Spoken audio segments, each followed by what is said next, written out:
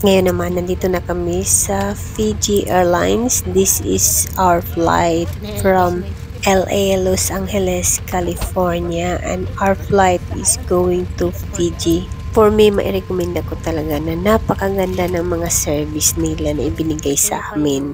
Isa pa, napakalaki ng airplane na ito.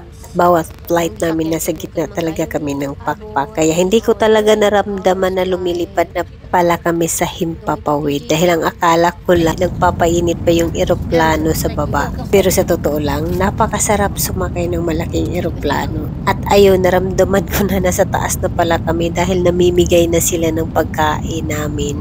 At ito yung pagkain namin. May konting rice, chicken, at saka salad.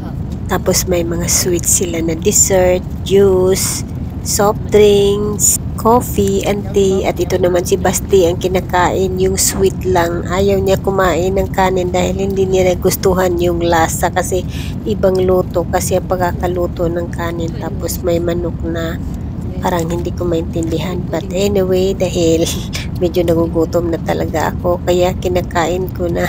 Siya nga pala, ito yung 9 hours flight namin papuntang Fiji. At medyo mahaba yung flight namin. Watching movie, kain, tulog. Iwan ko kung makakatulog.